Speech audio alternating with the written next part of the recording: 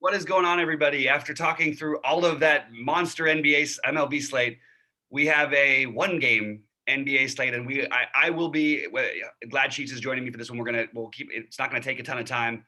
We only have one game to talk about. We have one showdown, but we want to do every slate going forward for the rest of the NBA season as we get down towards the finals. And it's got a good interesting spot here tonight. I personally, just real quick before we get into it, I want to say that I do think Milwaukee. I'm just going to keep saying I think Milwaukee wins this game. I don't want to say easily, but I think they end up winning by double digits. I don't love Atlanta here. That's not going to matter much when it comes to what I'm going to actually be doing for DFS, because I think you want to take some shots and some captain stuff with certain things on the Atlanta side of it.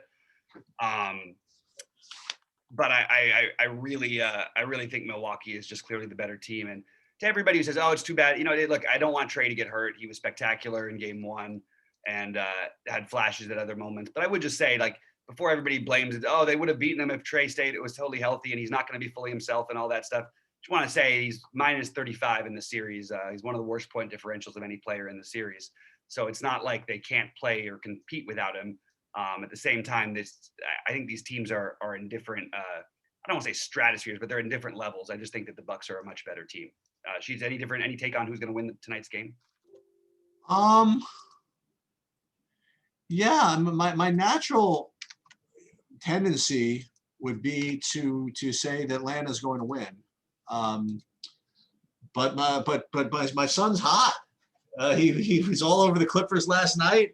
All these different props that all came in. Clippers too last night. I was. Yeah, the both of you, and so he's all over Milwaukee tonight too. So what do I know? I everything I know about basketball and my whole life, to the way I operate, tells me Atlanta wins. But what do I know? Maybe it's time for the younger crew to just kind of take over, and Milwaukee just comes out there and puts their foot on them. I think I like Atlanta, but I'm going to be rooting for Milwaukee. That's my take. Yeah. All right. Well, so we're on completely different sides of this one. And I honestly think I would say, like, Trey's going to play, by the way. I don't think there's any question about that. Look, I've been wrong about that stuff before. I didn't expect Zubac to be out last night. But I think Trey makes for if people are actually worried about it, awesome captain play to play Trey. He's still going to have some ownership, of course, but it won't be the same thing that it was, especially when it comes to being captain here. And my strongest take in what I want to do tonight is I want to get as much of the Bogdanovich is not going to go 3 for 16 again. I know he's been awful in the series. I think that's a route I would like to take. And if Trey is playing and somewhat limited, I know he struggled in the series, but I'm more than happy to go and just play Bogdanovich all over the place, along with if Trey plays and he's limited, Lou Williams is the other guy who then you can get everything else in. So those are my initial captain thoughts. The obvious one is obviously Giannis, and that's going to be the chalk. But if you want to get a little bit different, those would be the guys I would be looking at. How about you?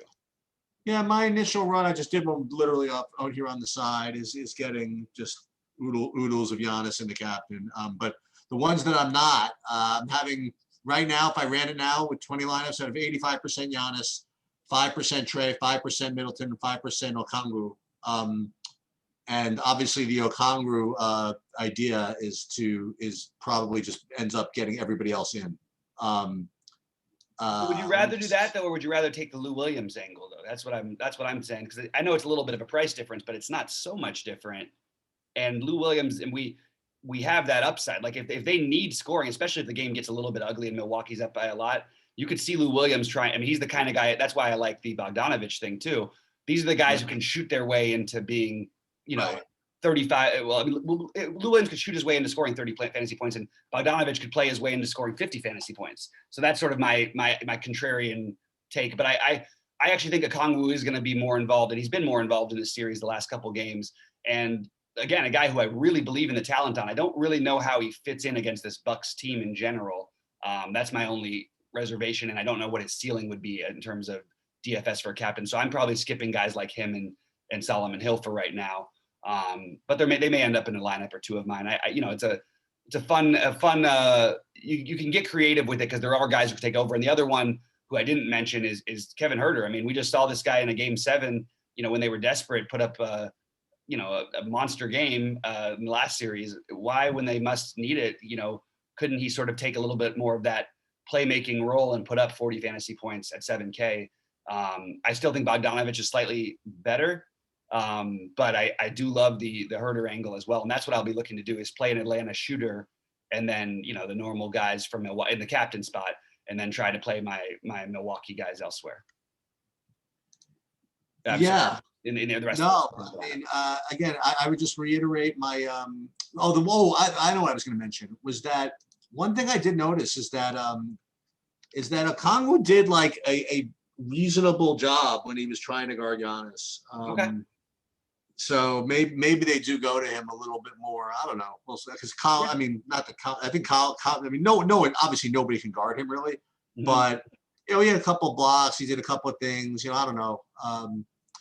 Again, it's I really don't want to get too fancy in these showdowns in the playoffs, just because, again, I just feel as though just everybody's going to play the minutes they're expected to play. That's it. But maybe, I don't know, maybe you're right. Maybe play Bogdanovich or something like that in the captain, hope he gets hot.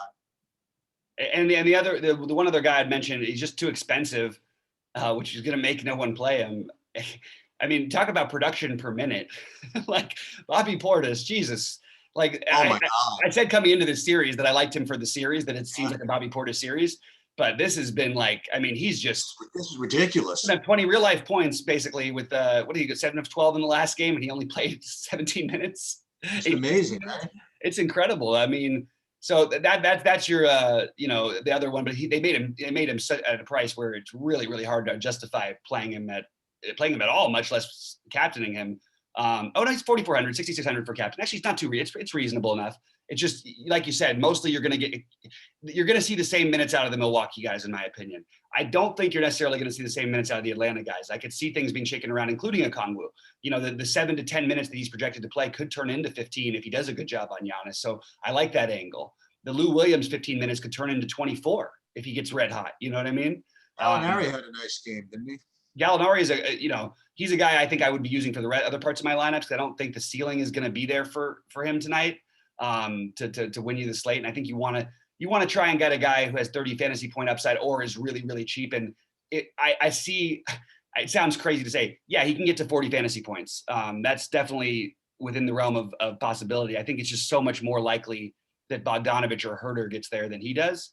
But I mean, Gallinari has been a huge reason why the Hawks are in this, why the Hawks are where they are right now. So that's to me the approach you're taking, though. Try and find a shooter to go with, a shooter for Atlanta that can get hot, and then pair it with a Milwaukee, some Milwaukee stuff. There's a guy who's not projected to play any minutes, and I'm going to make sure he's active before I mention him. But if the Hawks wanted to do something creative, let's just say Trey is really beaten up. Is there a chance that they slide things over, make Bogdanovich and Herter sort of the combo ones, along with maybe Lou Williams, and maybe get Cam Reddish some minutes for the first time? It's probably not the right time to do it. There's enough other cheap things. But if we had nobody else at 1 or 2K that was really, we had any guaranteed minutes on, it seems like this would be a time to sort of try and bring him out, give him a chance, and another guy who can shoot his way in. But I just don't think you're going to need to do that on this slate. Just throwing it out there. That's pretty much what I got. But I do love that. That's my approach tonight. And I love Giannis, and he's going to score 1 million fantasy points. And maybe it's just so hard to get different if we play Giannis as the captain. And I would rather play Trey as my captain and take the lower ownership there, with people maybe being skeptical about his ankle, or play the other guys I mentioned and try to get 30 or 40 out of it. Look, if Lou Williams scores 30 and he's the captain, and you can play Giannis, Young, and anything else you want, you could be on your way to something there. So he's probably my favorite of the low owned captain guys. You know who I don't want to play anymore, by the way? Who's that? I don't want to play Connaughton anymore. I kind of hear you a little bit on that. Very He's low getting his production minutes. He minutes. gets his minutes. He doesn't do anything. I mean, like, That's right. There's no usage for him. I mean, what are they going to do? His only usage is going to be, he's an active guy in general, but like, he's not more? They have enough active guys out there. a couple of rebounds and that's it. I mean, like he misses his few layups that he takes. I mean, like, yeah, he's by the way, one of the best athletes in the NBA. People probably don't know that kind of phenomenal athlete. But yeah, you're right. He doesn't, we haven't really seen that game from him. He was much more effective in the Brooklyn series when they were really harnessing in and trying to double and everything on Giannis. And then they were sending even extra guys at Middleton. And Middleton's another one who's, for good reason going to be popular. Shout out to him just for being just absolutely awesome. And I mean, really awesome in the fourth quarter. But I think that he's the guy I could consider fading and just, maybe he has an off shooting night or maybe they do it with the other guys, but neither he or Holiday stand out as I need to play these guys. In my opinion, it's really Giannis is the only person in this game. That's what's weird about the one game slate thing. I only feel like Giannis is the must play. He will be, there's no way I'm making a lineup without Giannis. It's just not going to happen. No, I mean, you just can't. And, if you want to try to be different elsewhere, that's cool. But if you just fade Giannis, you're just going to lose. It's just, I don't know. Without something really freaky going on. Like, I mean, it would take some miracle of, I don't even know what it would take other than an injury. I don't see a way that he's not on a winning lineup tonight. It's basically impossible that he doesn't put up, 50. What is that? Is really his floor? Maybe 48 is his floor. Like, you're going to need some points, So I just don't see how you don't play Giannis, but I do love I do like the angle of trying to take, speculative shots on maybe if Trey is banged up and maybe these other shooters can get it going. But I also love that Trey is going to be lower owned tonight and maybe you can play him at captain. And it wouldn't surprise me in the least bit if he outscored Giannis in terms of raw fantasy points. Giannis is going to do it most of the time, but if you're going to get Giannis at captain, 50% and Trey at 15 or 10%, that's a way you can get a little bit different, and then include a Lou Will or something like that. Lou Will keeps coming back. I keep coming back to that because it's the kind of time when you're desperate, you need some scoring. I want to take a shot on a guy like that. And yeah, maybe in this series and maybe since he's been in Atlanta, that hasn't exactly been the case. I'm willing to throw all that away. We're trying to beat hundreds of thousands of people or whatever in these things. Take a shot on the guy who's going to take some shots. He'll have a game out of it, one game out of every 5 that's going to be enough to where you could really do some damage. So I do love the Lou Williams angle. I mean, I guess if you want to be cutesy, you could avoid playing both Donovich and Lou Williams together. Yeah, but I don't think Lou Williams is going to be popular. No, I know, but I just meant, one guy. I don't think that both guys are going to be able to get a lot of shots off. I think one of them. Well, unless Trey is playing hobbled, like he definitely looked like he was playing hobbled in the 4th of the last game. Oh, okay. And then maybe they end up getting more of the usage. They use Trey as a little bit of more of a decoy, and those guys get hot. So I could see both of them actually being on the same lineup. But it's a good lot, and logically it makes sense what you're saying. But we'll touch on it again later today. We'll be with you guys at 6 Eastern. It's great to be back, and I'll load my plays up for MLB, and I'll be in Discord all day. So drop in any questions, any thoughts, and let's make some money this week. I'm ready to get back on track here with the DFS stuff. So let's do it. Sounds good to me. I'm just building my shadow lineups here, my dummies, just so I don't forget. Even on FanDuel on baseball, they have the 222. Yeah, it's definitely a big multi-entry slate for baseball. I might put two into that one. Yep. All right. All right, guys. Well, good luck to everybody out there, and hopefully we'll see you at the top of the leaderboards tonight. Let's crush it this week.